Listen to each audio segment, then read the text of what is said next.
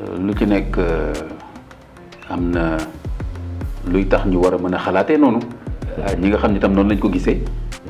am nañu ay certainement ay tegtal lu fees ak lu nëbbu parce que nag gis nga surtout yëfu politique ak doy waar moo tax damay nangul nit ñi ñu analyser ku nekk candidature Pape Djibril Fall PDF ala kulli xaal man daal gis naa leen ne déjà mooy que comme maîtriser na médias yi nekk ci depuis des années bon man sax wóoruma am na ñu ma ne journaliste la am ñu ma ne sociologue la ala kulli xaal donc moo tax annonce bi ni mu ko lëmasee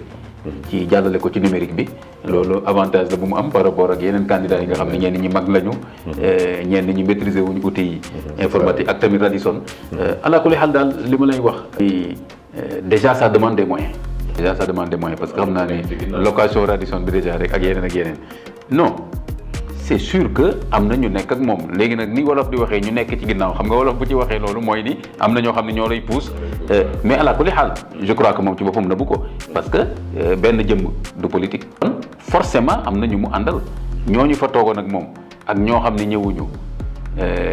te mu wax ne da ngeen maa wóolu moo tax ma bëgg a dugg ci làmb politique bi kon il est clair que am na ñu nekk ak moom. loolu c'est clair parce que dafa laaj ay moyens laaj engagement boo xam ni xoola déjà caution bi rek et cetera moom liggéey fi loo xam ne tey war na fi mën a génne xaw ma ñaata 20 millions xaw ma pour fay caution ak booy dem bu campagne bi commencé laajal ay partis yoo xam ne sax ay coalition lañ de am ay problème carburant ay problème représentant kon nag Pape Djibril Fall mënut a échapper loolu forcément am na un groupe avec lui aussi bien au Sénégal que moom ci boppam il a fait la référence à la diaspora Pape Djibril Fall de façon générale position yi muy doon défendre nekkul position yu arrangé gouvernement bi c'est rare nga dégg ko mu daal ne gouvernement bi fii li ñu def noonu la baax na en général lajj yi lay gën a def nduur baaraam moo tax je pense que am na ñoo xam ne dañu séntu woon ne sax en fait day annoncer candidature am mais plutôt comme ne day bokk ci coalition wu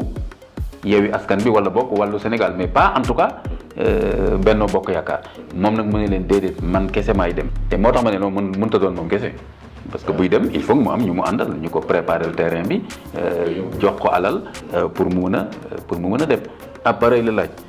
lu tax sama genre yi sax ñemewuñu torop dugg foofu noonu parce que appareil beegi mel noonu xëy na un jour su ma amee appareil boobu man tam ma def ni moom mais am na ñu mu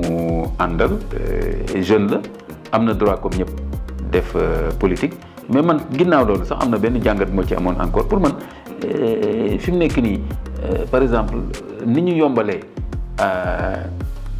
dem élection pour man warul yombee noonu engagement politique lenn la dem élection leneen la xam nga nit engagé wu na politique élection ñëw mu ne demuma ci bii wala nangam mais man gis naa ni dafay yomb trop te kaawu Pape Djibril Fall je lui en veux pas mais damay analyser rek ci kaawam mooy que kenn xamulu la ay activité politique ci terrain bi nga yeewu rek ne damay dem élection législative pour jël kaddu askan bi pour man warul yombee noonu Pape Djibril Fall pour man prouvé wul dara sur le plan politique bëgg a dem directement élection moom Pape Djibril Fall ak keneen yeewu rek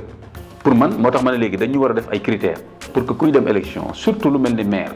ak législative mais c'est important président nga prouver moi je me dis au moins un an au moins laa wax de dama baax trop au moins un an d'activité politique sur le c'est tellement sérieux nekk maire député wala président que warul yomb moo tax nit ki au moins pour man war nañu fixer léegi benn loi boo xam ni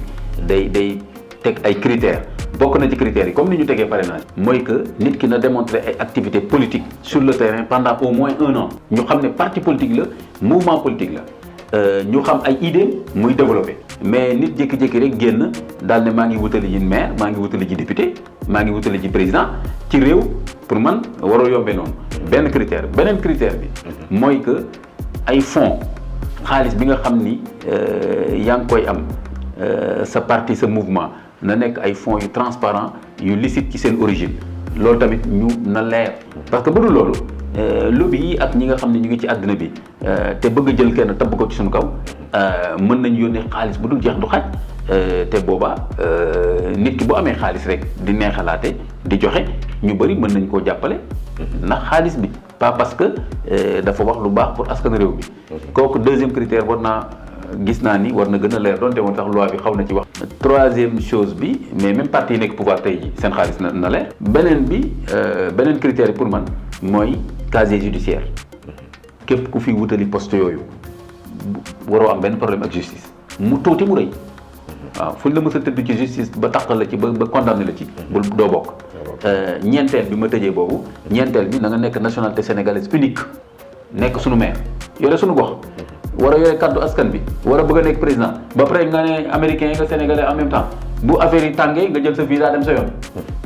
gis nañ fii Karim Wade problème yi am mu dem France yóbbu fa dossier bi français yi ne fii kenn du ko fi tëj parce que enrichissement illicite bi am droit Sénégal amul fii France. gis nga loolu moo tax ma ne au-delà de Pape Djibril Fall en tout cas nañu am ay critères pour que